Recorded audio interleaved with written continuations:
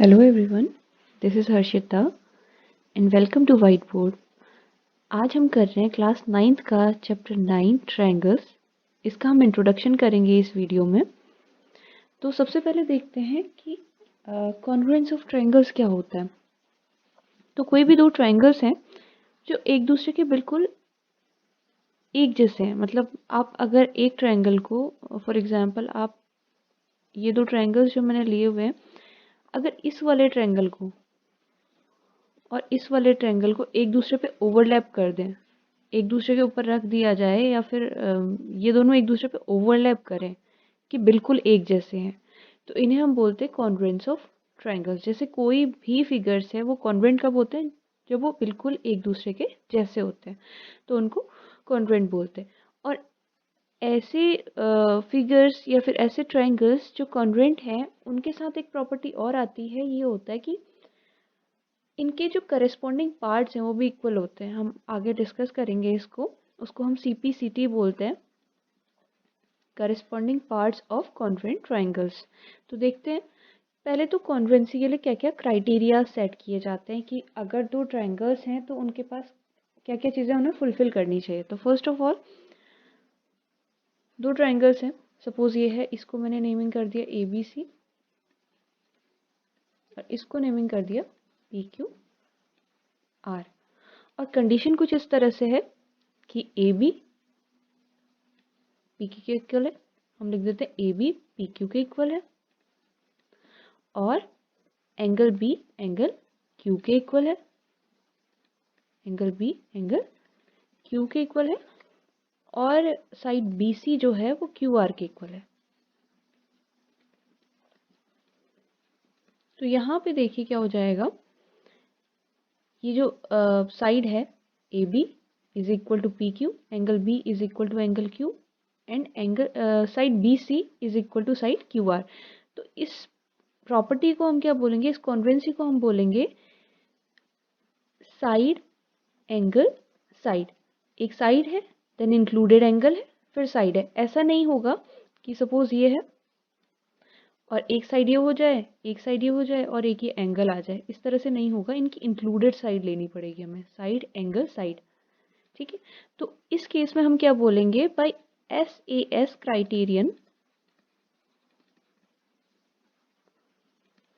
Triangle ABC is congruent to triangle PQR। ठीक है, ये कॉन्ग्रुएंसी का साइन है। और अगर ये दोनों ट्रायंगल्स कॉन्ग्रुएंट आ जाते हैं तो इनके जो करस्पॉन्डिंग पार्ट्स होते हैं, यानी कि अगर ये दोनों ट्रायंगल्स कॉन्ग्रुएंट हैं तो इनके करस्पॉन्डिंग पार्ट्स क्या होंगे, AC PR के इक्वल होगा, एंगल R और एंगल C इक्वल होंगे, एंगल A और एंगल P इक्वल होंगे। तो इस तरह से लिख सकते हैं। अभी हमें इसकी ज़रूरत नहीं है, वैसे मैं बस आपको एक इंट्रोडक्शन में इसको दे रही हूँ। फर्दर हमारे जो क्वेश्चंस होंगे उनमें ये यूज़ होगा। तो जस्ट समझने के लिए, angle A is equal to angle P और angle C is equal to angle R किस प्रॉपर्टी के थ्रू हुई, CPCT के थ्रू। ठीक है, नेक्स्ट देखते हैं। अब ASA है, तो जैसे हमने अभी SAS किया था उसमें मैंने आपको थोड़ा डीपली समझा दिया है, तो इसमें मैं जस्ट थोड़ा थोड़ा आपको समझा देती हूँ। तो एंगल देखिए, नेमिंग कर लेते हैं ABC DEF कह लीजिए। तो सपोज ये एंगल है, ये एंगल इसके इक्वल है। फिर मैंने बोला ASA है तो angle included side then angle, तो या तो ये वाली साइड इस साइड के इक्वल हो या ये वाली साइड इसके इक्वल हो। कोई भी एक चीज़ फुलफिल करनी चाहिए, मतलब ऐसा नहीं है कि दोनों फुलफिल कर रहे हैं।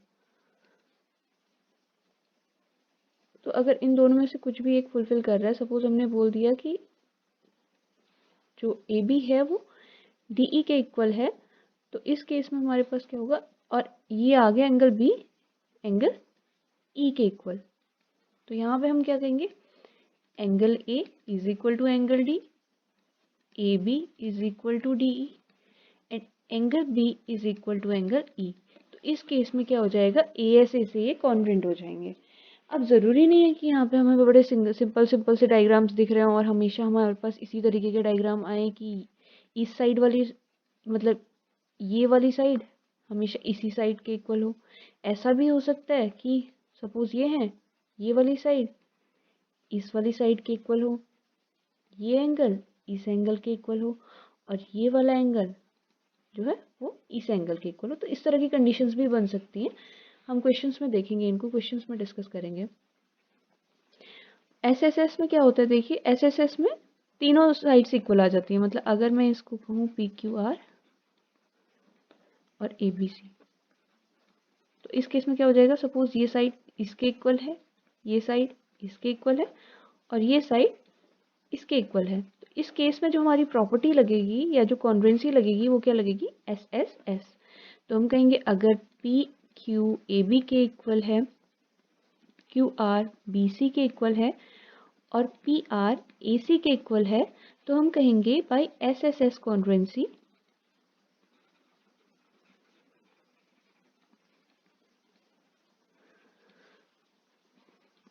P Q R is congruent to A B सी।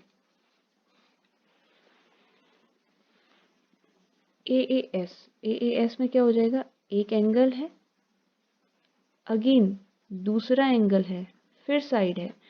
हम अकॉर्डिंग टू दिस सीक्वेंस इसी के थ्रू चलेंगे हम। ऐसा नहीं है कि एंगल है फिर बीच में साइड इंक्लूड हो गई और फिर एंगल आ गया, वो तो ए एस ए हो जाएगा। फिर ए एस है तो एंगल देन साइड, ठीक है। अब ये कई बार इस तरह से मैंने आपको बताया, जैसे मतलब जो डायग्राम है वो टिल्टेड भी हो सकता है, रोटेटेड भी हो सकता है। ऐसा नहीं है कि ये वाली साइड हमेशा, ये वाला एंगल हमेशा इसी वाले एंगल के इक्वल हो। फिलहाल यहाँ डायग्राम जो है मैंने बड़े सिंपल सिंपल बनाए कि आपको बेसिक समझ आ जाए। बाकी हम क्वेश्चंस आपकी एक्सरसाइज में डिस्कस करेंगे। आरएचएस जो है ये थोड़ा सा डिफरेंस है। पहले तो आरएचएस है, ये राइट हैंड साइड नहीं है, ये है राइट एंगल हाइपोटेनस और साइड, कोई भी साइड हो सकती है ये। मतलब इस तरह से कि राइट एंगल तो है ही दोनों में इक्वल, हाइपोटेनस है ही। अब साइड या तो ये साइड इस साइड के इक्वल हो, या फिर ये साइड इस साइड के इक्वल हो। तो इस तरह की जो हमारे पास कंडीशंस बनती हैं उसको हम बोलते हैं आरएचएस कॉन्फ्रेंस।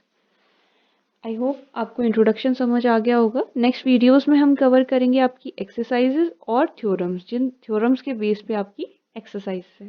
Thank you.